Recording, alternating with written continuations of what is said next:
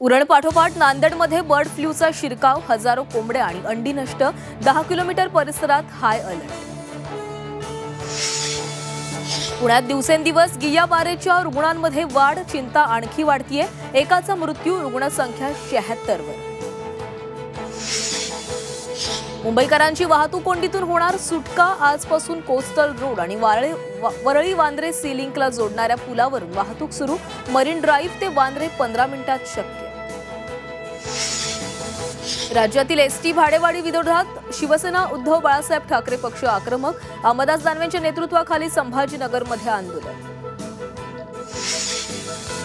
राष्ट्रवादी शरदचंद्र पवार पक्षाची आजपासून मुंबई विभागाची जिल्हानिहाय बैठक। 2 दिवस चालणाऱ्या या बैठकीत आगामी निवडणुकीची रणनीती ठरणार।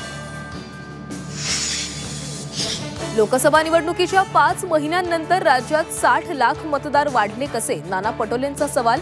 आयोगाविरोधात सुप्रीम कोर्टात जाण्याचा इशारा। संतोष देशमुख हत्ये प्रकरणातील आरोपी कृष्णा आंधळे सापडणं शक्य नाही, आमदार संदीप क्षीरसागर यांचा दावा। हत्येच्या 1.5 महिन्यांनंतरही आंधळे फरारच।